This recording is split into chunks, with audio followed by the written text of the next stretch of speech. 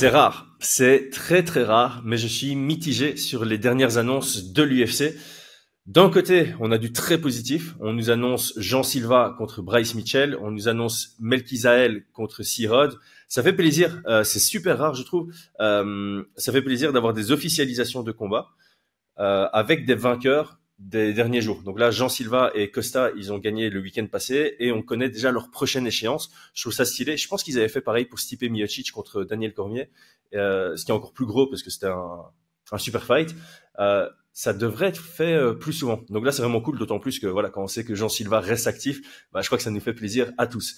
De l'autre côté, on a aussi le retour de Raphaël Fiziev, qui était blessé, et ça fait très longtemps qu'il est vocal sur les réseaux, qui dit qu'il veut revenir, qu'il trouve pas d'adversaire. Bon, alors là, les circonstances font que c'est un super short notice contre Justin Gaethje. Il va essayer de récupérer une victoire contre lui, puisqu'ils se sont déjà affrontés. Gros banger, c'est Justin Gaethje qui s'est imposé. C'était un combat très compétitif. C'est de nouveau sur 3 rounds. Je vois que certaines personnes se plaignent. Je suis assez... On va dire que je suis aligné parce qu'on aimerait voir ce combat sur 5 rounds, surtout que le premier était en 3 et on se disait, tiens, si ça avait duré 4 et 5, qu'est-ce que ça aurait donné? Mais il faut aussi partir du principe et prendre en considération que Raphaël Fiziev, il a une sale blessure. Ça fait longtemps qu'il a plus combattu. Il prend ça en short notice face à un Justin Gaethje qui se préparait pour une guerre contre Dan Hooker en 5 rounds. Voilà, on peut clairement comprendre que ça a été négocié en 3 rounds et au final, on sait que ce genre de profil sur 3 rounds, ça va nous donner un combat d'exception. Donc, il remplace Dan Hooker.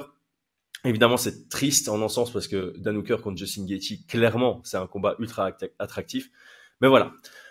Elle est longue, cette intro. De l'autre côté, on a du très négatif, je trouve. On a José Aldo qui se tape Ayman Zahabi à l'UFC 315. Honnêtement, je pige pas. On va essayer de comprendre pourquoi, mais je pige pas. On retrouve Cody Brundage contre Julian Marquez en co-main event ce week-end. Je veux pas manquer de respect à ces deux athlètes, mais c'est du gros foutage de gueule. On entend que Topuria n'obtient pas son title shot immédiat en lightweight. En tout cas, il semble ne pas l'obtenir parce que apparemment on lui aurait proposé Arman Saroukan. Ça non plus, j'avoue, je ne comprends pas. Je sais que certains vont dire ouais, mais il doit faire ses preuves en lightweight et tout. On va revenir là-dessus après l'intro. Et alors, il y a des rumeurs qui courent comme quoi Taylor Lapillus saute une nouvelle fois de l'UFC avec un palmarès à 3-1 une nouvelle fois et 7 ans plus tard. Voilà, je débriefe de tout ça juste après l'intro et encore, en plus de ça, un petit tour d'horizon de la carte de ce week-end. On attaque. Yo, this is Dustin Poirier. Bienvenue à Fight Mind. Bienvenue sur Fight Mind. Pousse.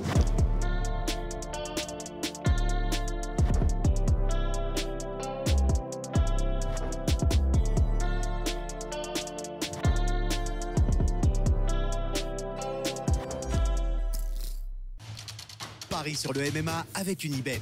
Quelle sera l'issue du combat? Une soumission? Un KO? Paris sur la prime numéro 1 avec Unibet. 100 € de bonus sur ton premier pari. Alors, on va commencer par Justin Gaethje contre Raphaël Fiziev. Je crois qu'au final, dans l'intro, j'ai dit quasi tout ce qu'il y avait à dire. D'un côté, ça fait plaisir pour plusieurs raisons. La première raison, c'est si on perdait ce co-main event, si on n'avait plus Justin Gaethje en co-main event de l'UFC 313, ça aurait fait un gros coup. Ça aurait fait un très très gros coup. Donc le fait qu'ils aient décidé de le maintenir face à quelqu'un, ça fait plaisir. En plus, quand on réfléchissait à ce quelqu'un, il y avait plein d'options très excitantes. Donc très positif, on maintient Justin Gaethje sur la carte. En plus de ça, Raphaël Fiziev, je crois que c'est il y a un mois et demi, où il a vraiment été sur Twitter en disant voilà, j'en ai marre, je suis prêt, j'ai envie de revenir à la compétition, j'ai faim, tout le monde me refuse. Ce qui peut s'entendre, je sais même pas où est-ce qu'il en est dans le classement, mais je crois qu'il est descendu, évidemment, vu son inactivité et le fait qu'il perde son dernier combat sur blessure. Voilà, il est numéro 11. Clairement, Fiziev avec un 11 à côté, ça fait peur, ça fait un peu j'ai rien à perdre, j'ai rien à gagner, j'ai tout à perdre en l'affrontant. Je bats le 11 alors que je suis devant lui, c'est pas ouf, et je perds contre le 11, ça peut me faire tomber bien bas. Et Raphaël Fiziev, voilà, il est effrayant à affronter. Je pense que Justin Gaethje en short notice, c'est la bonne option parce que il n'aurait pas fait ce combat maintenant. Justin Gaethje, il est numéro 3. Ils n'auraient pas fait le rematch contre Fiziev comme ça sorti de nulle part. Ils auraient demandé à Fiziev de remonter les échelons avant qu'il puisse obtenir cette revanche. Et je pense que cette revanche, il est un peu au travers de la gorge. Pas que c'est injuste comme résultat, mais je pense que Fiziev, dans sa tête, se dit qu'il avait quelque chose à jouer contre Justin Gaethje. Et à mon avis, en observant ce qui s'est passé entre Max Holloway et Justin Gaethje, ça a probablement dû donner des idées à Rafael Fiziev sur comment aborder cette revanche contre Justin Gaethje. Donc voilà, il y a 10-11 jours de préparation, c'est pas grand-chose. Mais dans tous les cas, en tant que fan, on se positionne vraiment en mode, on maintient un banger. Si je veux être 100% honnête, j'aurais préféré Justin Gaethje contre Dan Hooker, les deux bien préparés pour cet affrontement sur 5 rounds, mais je vais absolument pas me plaindre d'avoir enfin Rafael Fiziev qui revient, il nous a manqué, et de nouveau dans un gros combat qu'on a déjà vu, on a la preuve que c'était génial, et je vois pas une raison pour laquelle cette revanche serait moins exaltante que leur premier combat. L'autre annonce dont je souhaite rapidement parler, c'est Jean Silva contre Bryce Mitchell. Bryce Mitchell est numéro 13 dans la division. C'était un peu la conclusion qu'on avait après la victoire de Jean Silva contre Melsik ce week-end. Il est temps pour lui de prendre quelqu'un du top 15 ou qui frôle le top 15. Il est temps d'avoir cette opportunité qui lui permet de rentrer dans ce top 15. Il est exceptionnel. Franchement, il est très bon dans la cage. Ce qu'il produit dans la cage est superbe. Il a un personnage, comment on dit ? Je tombe pas sur le mot. Attachant. Je trouve qu'il a un personnage attachant, atypique et attachant. Les deux qui commencent par AT. Et voilà, il a fait un super call-out. Je trouve que le call-out était intéressant, était sur un angle original qui colle bien à son personnage. Pour combattre contre Bryce Mitchell, qui lui est revenu de son énorme KO, de son énorme défaite par KO contre un profil facile, qui a réussi à le mettre en danger, certes dans la deuxième reprise, mais voilà, il a une victoire sur Kron Gracie. Donc Bryce Mitchell a toujours ce profil dangereux, très bon, top 15 d'une division solide. C'est une opposition assez intrigante. On a vraiment un très bon lutteur ici contre Jean Silva. Un Bryce Mitchell qui, de son expérience contre Josh Emmett, voudra minimiser le temps debout, selon moi. Et donc, ça permettra de notre côté d'évaluer la lutte défensive de Jean Silva qui a été testé, mais qui n'a pas été testé par quelqu'un du calibre de Bryce Mitchell. Donc là aussi, très chouette combat, opposition de style, ça va être chouette à analyser. Je pense que l'excitation des fans sera très très haute. Ça embellit une carte d'avoir ce genre de combat. Et comme je le disais dans l'intro, ça doit arriver plus souvent. J'avoue ne pas trop comprendre pourquoi ce genre de situation où il y a quelqu'un qui gagne, clairement il sort de son combat sans bobo, et je comprends pas pourquoi l'UFC ne surfe pas plus souvent sur ces vagues. T'as un vainqueur, il vient de faire un tout petit peu de buzz grâce à sa victoire, il fait un call-out, signe dans la semaine, fait quelque chose dans la semaine, d'autant plus qu'on est dans cette situation de monopole avec l'UFC. Et donc on se plaint beaucoup du monopole, mais l'UFC a des opportunités avec ce monopole qui peut à la fois être bénéfique pour les combattants et bénéfique pour les fans. Comme ici on l'a, et bénéfique pour eux, parce qu'au final on a un Jean Silva qui fait toujours le buzz quand il combat, mais là il vient vraiment de relancer plus de bruit autour de son nom, et l'UFC en profite pour directement envoyer les contrats, signer, annoncer le combat. C'est top, parce que ça refait du bruit maintenant, et ça va refaire du bruit au moment de la Fight Week. Donc, j'espère que ce genre de situation, avec même j'ai vu, j'étais content, parce que, voilà, Costa, les gens ne le connaissent pas spécialement, il fait une belle performance contre André Fili, mais ça sort pas du lot, puisqu'il y a eu 8 finishes sur 12 à Seattle, il prend pas de bonus. Mais le surlendemain du combat, il a une annonce pour l'UFC Mexico contre C-Rod, et ouais, je trouve ça cool. Moi, j'aime bien ça, j'aime bien. Et je pense que du coup, cette annonce de combat avec Costa a fait beaucoup plus de bruit parce que c'était contextuellement juste après sa victoire que si on l'avait annoncé dans 1 mois et demi, bah là les gens auraient fait ouais, ok, enfin tu vois, ça aurait été une annonce comme une autre, alors que là elle a fait plus de bruit grâce à ça. Et donc j'espère que l'UFC va un peu rouler sur cette vague. J'ai l'impression que la semaine passée il y a eu une vague d'annonces, cette nuit il y a de nouveau une vague d'annonces, et j'ai l'impression que l'UFC commence à se rendre compte qu'ils sont peut-être trop short notice, ils font trop tard les cartes. Ils commencent à prévoir de plus en plus tard les cartes, et je pense que c'est dans leur intérêt d'essayer de prendre un peu plus d'avant, de moins procrastiner par rapport à ça, pour offrir plus de qualité aussi. Donc ça, c'est vraiment du positif. On va passer maintenant de l'autre côté. Il y a eu du positif récemment à l'UFC, et il y a des éléments plus négatifs selon moi. Donc Ilia Topuria, le mec est invaincu. Il n'a pas le parcours le plus facile ni le plus compliqué vers le titre, mais il nous offre des sales trucs. Il était underdog contre Ryan Hall, il lui roule dessus. Il a détruit en 5 rounds Josh Emmett avec un 17 dans le tas. Euh, il prend la ceinture à Volkanovski par KO. Il défend contre Max Holloway par KO. Max Holloway qui venait de faire un banger de combat contre Justin Gaethje pour devenir le BMF dans la division au-dessus à l'UFC 300. C'est de la folie. C'est de la folie.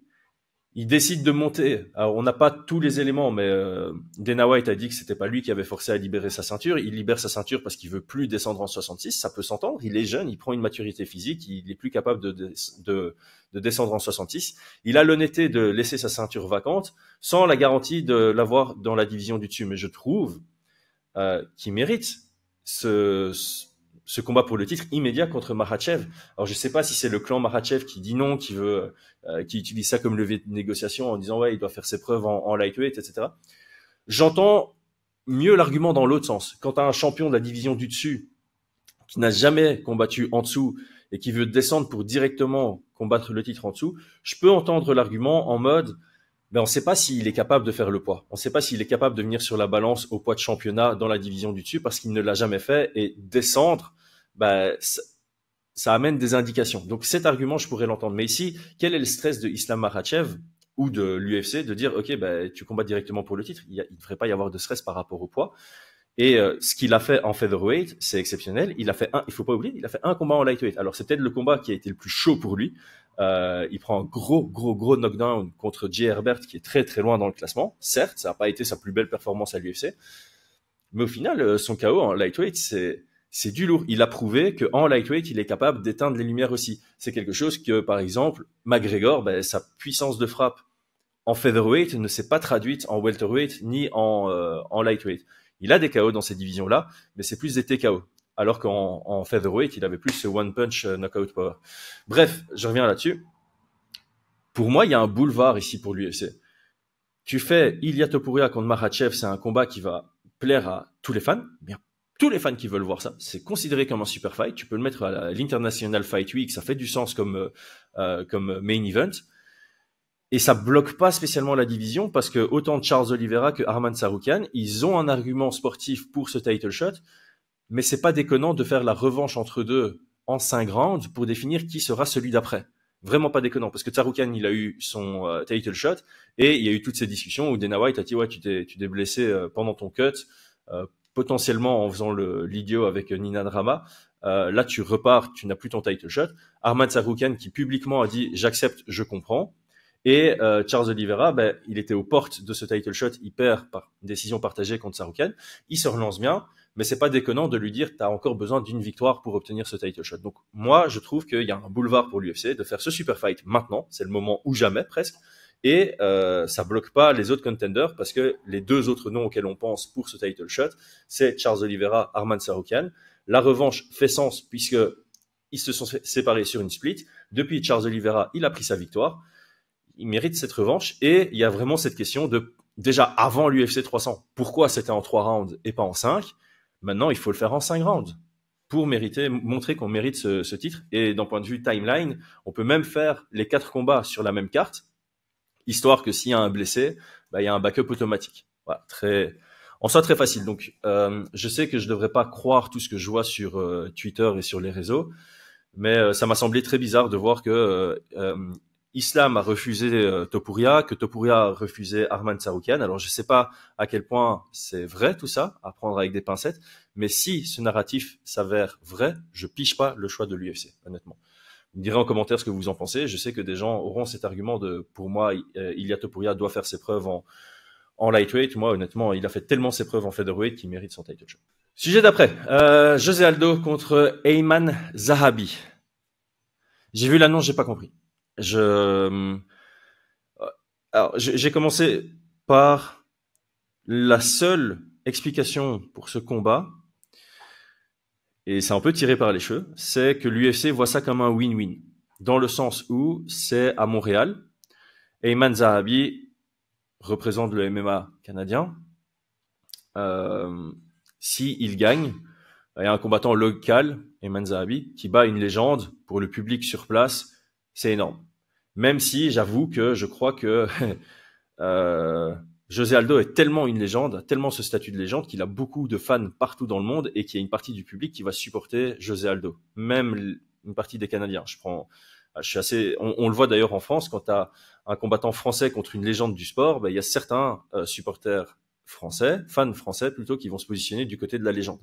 Et c'est quelque chose qu'on a toujours, que moi je comprends. Personnellement, si tu as été fan d'un combattant avant même que le combattant français soit connu, je peux entendre que l'histoire de fanatisme que tu as envers le statut de légende prenne le dessus. Je peux l'entendre. Donc ici, potentiellement que dans le public, certains seront plus derrière Aldo que derrière le combattant local. Et donc, je reviens. Donc, soit le combattant local gagne, donc c'est bien pour la carte, une victoire canadienne au Canada contre une légende. Soit José Aldo reprend une victoire et on peut le revendre derrière pour un prochain combat. Et peut-être que l'UFC voit ça comme un win-win. Mais honnêtement, je comprends pas. José Aldo, je l'ai dit, redit ici, c'est une légende absolue. Il a prouvé qu'il avait un niveau encore aujourd'hui exceptionnel. Je vais reprendre sa carrière. Donc, il était champion, il a changé de catégorie, blablabla. Quand il change de catégorie, il a vraiment un très mauvais run. Donc, il bat Renato Moicano en featherweight.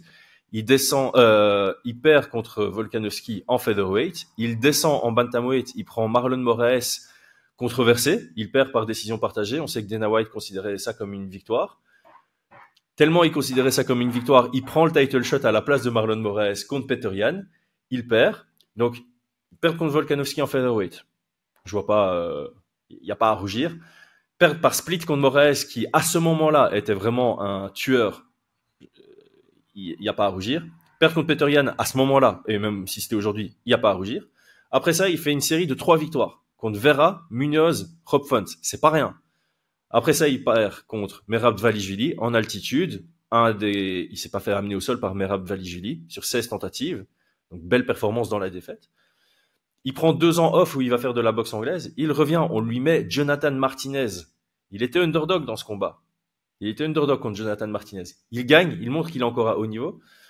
On lui met Bautista, un nom pas connu, mais de nouveau en prospect. Il perd à la split. Tout le monde se plaint de cette décision et de ce combat de Bautista. Et maintenant, on va lui foutre Zahabi. Zahabi qui, il n'est pas top 15. Ok, il est sur une belle série de victoires, certes. Il est sur 5 victoires consécutives, mais ok, Basharad, Munoz sur les 2 derniers. Je comprends pas ce qu'ils font. Quand on regarde par exemple Tony Ferguson, même son avant-dernier combat, c'est contre Paddy Pimblett. C'est un combat de en termes de name value, c'était énorme. Le mec est sur 6 défaites d'affilée, on lui met Paddy Pimblett. Il y a un traitement que je comprends pas envers José Aldo qu'ils ont mis dans le Hall of Fame. Et personnellement, je trouve que José Aldo mérite. Il est encore dans le top 15. Il méritait d'avoir un top 15 ou un combat de légende avec Cejudo ou j'en sais rien. Ici, j'ai peut-être l'impression que l'UFC donne de la valeur à Zahabi qui fait vraiment un revirement de carrière. C'est vrai que Zahabi, en début à l'UFC, on était là en mode mitigé, on savait pas trop. Là, il est sur une belle série de victoires. Donc, c'est peut-être un win-win comme ça aussi. Zahabi, il serait sur 6 victoires consécutives en prenant 3 très solides noms sur les 3 dernières victoires. Mais j'aurais préféré plus de respect pour le matchmaking envers José Aldo. Je sais pas comment ça se passe. Sujet d'après, Taylor Lapillus. Alors là, c'est vraiment à l'état de rumeur. J'ai vu ça ce matin. Je comptais pas traiter du sujet. C'est vraiment en me connectant sur Twitter. J'ai vu MMA Propagande. Et d'ailleurs, je vais aller voir ça direct. Voilà. Justement, c'est le premier truc qui sort. Taylor Lapillus encore coupé par l'UFC. Encore une décision difficile à comprendre. Déjà remercié une première fois alors qu'il était à 3-1. Il fait son retour, affiche le même bilan et se fait à nouveau couper. Il n'y a pas de conditionnel là. Difficile de voir la logique derrière ce choix, surtout pour un combattant qui a toujours livré de solides performances. Force à Kevin Lapillus. Par contre, la source est Real Kevin K, qui est pas spécialement... Donc on va prendre ça avec des pincettes encore. Real Kevin K, c'est un peu du 70-30. Il y a 70% de bonnes informations, 30% de moins bonnes. Mais il me semble que MMA Propagande avait aussi partagé ça de quelqu'un de peut-être... Ah ouais, non, ok. Marcel Dorf aurait partagé ça aussi. Il semblerait que effectivement Taylor Lapillus ait sauté de l'UFC. Final list of fighters removed from UFC.com roster. Donc ça veut dire qu'il est plus sur le site. On peut toujours espérer une petite erreur parce que je vois Julio Ars, Josh Culibao, Taylor Lapillus, Jonathan Pierce, Clayton Rodriguez et Cody Stamann. La liste elle est méchante. Si ça s'avère vrai, franchement, coup dur pour Taylor. Si c'est vrai, coup dur pour Taylor. T'es à 3-1 à l'UFC il y a maintenant 9 ans. Tu sautes, personne ne sait trop pourquoi. Tu prouves, je pense qu'il va sur un run à 7 victoires pour une défaite. Tu prouves que tu es largement au-dessus du niveau régional, que tu n'as rien à faire dans le niveau régional. Tu re-signes à l'UFC, tu refais un 3-1, seule défaite contre Basharat, qui est pas une défaite honteuse du tout. Il prend des bons noms, il fait des belles perfs, et il ressaute. Alors, ouais, c'est chaud à comprendre. Alors, soit il est en renégociation de contrat, il est beaucoup trop gourmand, et on connaît l'UFC.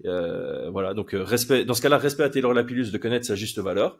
Je veux pas combattre pour moins que ça, peu importe que ce soit UFC ou autre. Et du coup, si l'UFC veut pas matcher, je saute. Et dans ce cas-là, franchement, respect à Taylor de tenir tête et de dire, ok, ma valeur c'est autant. D'autant plus que Taylor, sa vie entre guillemets, elle est faite en dehors du MMA, enfin en dehors de sa casquette de combattant. Il est commentateur, il a d'autres activités, donc il a un peu une position de force dans la négociation. Donc, il se peut qu'il saute parce que ça c'est ma valeur. Si vous matchez pas, que-moi et j'irai combattre ailleurs. Et ça je peux vraiment entendre. Par contre, si c'est unilatéral, genre l'UFC qui dit c'est la fin du contrat de Taylor Lapillus, est-ce qu'on lui propose quelque chose? Non, je trouve ça dégueulasse. Donc voilà, on attend d'avoir plus d'infos, mais dans tous les cas, voilà, selon le contexte, c'est soit un coup dur pour Taylor, soit respect à Taylor, c'est l'un des deux. Et en tout cas, c'est ennuyant pour nous parce que moi j'aimais bien la carrière de Taylor à l'UFC, donc je trouve ça. Il y a vraiment beaucoup de bons match-up pour lui chez les bantamweight, donc je trouve ça vraiment vraiment dommage. Mais on aura plus d'infos prochainement. Dernier sujet de la vidéo, l'UFC de ce week-end qui, autant la semaine passée, c'était une carte qui passait sous les radars et on pouvait anticiper en disant ce combat-là, dinguerie, ce combat-là, dinguerie, ce combat-là, dinguerie. C'était vraiment une carte de banger avec pas spécialement des noms super connus pour autant, et ça s'est avéré vrai. Cette semaine, on est vraiment sur une carte qui passe sous les radars et ça s'entend. Il n'y a pas beaucoup de combats en jeu et il n'y a pas spécialement d'énormes bangers. Mais voilà, je vais parler de quelques combats. Donc le combat dont je ne parlerai pas, c'est le co-main event. Encore une fois, j'ai pas envie de manquer de respect à Brundage et Julian Marquez, mais c'est vraiment plus un coup de gueule envers l'UFC. Je ne pige pas pourquoi t'as des mecs qui sont sur des séries de défaites, qui ont des palmarès dégueulasses, qui n'ont pas montré le moindre potentiel de rentrer dans un top 10 de leur division, qui s'affrontent l'un et l'autre et qui se retrouvent en co-main event alors que on a Nasrat Akparast contre Esteban Ribovics sur la carte, et c'est pas en co-main event. C'est incompréhensible. Incompréhensible. Nasrat, il est sur 4 victoires consécutives. Ribovics, il est sur 3 victoires consécutives. Un superbe KO sur McKinney et un des 3 plus beaux combats de l'année passée contre Zellhuber. Je sais pas. Bref, en main event, on a Manel Kape contre Azu Almabayev. Combat fun. C'est pas un short notice particulièrement, c'est un short notice d'adversaire. Donc les deux étaient prévus sur cette carte. Manel Kape devait affronter Brandon Royval en main event. Royval s'est blessé. Azu Almabayev devait affronter Steve Erceg sur cette même carte et il monte en combat principal. La seule différence du coup par rapport à ce short notice, d'un côté comme de l'autre, c'est je dois me préparer à un autre profil. Pour Manel Kape, c'est un gros changement en termes tu combats pas Royval de la même manière que tu vas combattre Almabayev, donc gros changement stratégique. Du côté d'Almabayev, le challenge c'est je passe de 3 rounds à 5 rounds et c'est la première fois de ma carrière que je passe sur 5 rounds. Opposition de style, clairement, je vois ça comme une opposition de style. Certes, Manel Kape a un bon grappling, sous-estimé. De l'autre côté, Almabayev debout, c'est pas dégueulasse, mais je pense que tant que c'est debout, gros avantage Manel Kape. Ça reste du MMA, Almabayev peut le surprendre debout. Si ça va au sol, avantage Almabayev. Et encore une fois, Almabayev, on l'a vu dans des dangers de soumission dans plusieurs de ses combats. Donc, je ferme pas la porte non plus à une surprise de Manel Kape au sol. Mais de prime abord, Manel Kape doit maintenir ce combat debout. Almabayev doit essayer de l'amener au sol. On est sur des volumes complètement différents. Ici, je vais prendre les stats. Manel Kape, c'est 5.05 frappes qui touchent à la minute avec 56% de précision. Du côté de Azu Almabayev, on est à 2.11 frappes qui touchent à la minute avec la même précision. Donc, en termes de volume, on est sur du plus que x2 du côté de Manel Kape. Défensivement, 58% contre 59%. Donc, en termes de responsabilité défensive, c'est pas trop mal. Clairement, le dernier combat de Manel Kape contre Bruno Silva, c'était incroyable. C'était genre, si on doit citer des exemples de combattants en flow state pendant un combat, ben ceux-là doivent faire partie de la liste. Clairement, Manel Kape a délivré, surtout à partir du deuxième round. C'était la vitesse. On a rarement vu quelqu'un d'aussi rapide que Manel Kape dans ce combat contre Silva. Alors le problème de Manel Kape, c'est qu'il a vraiment des performances qui sont de temps en temps, ben, comme sa dernière, et puis de temps en temps, c'est un peu plus décevant. Donc on sait pas trop à quoi s'attendre.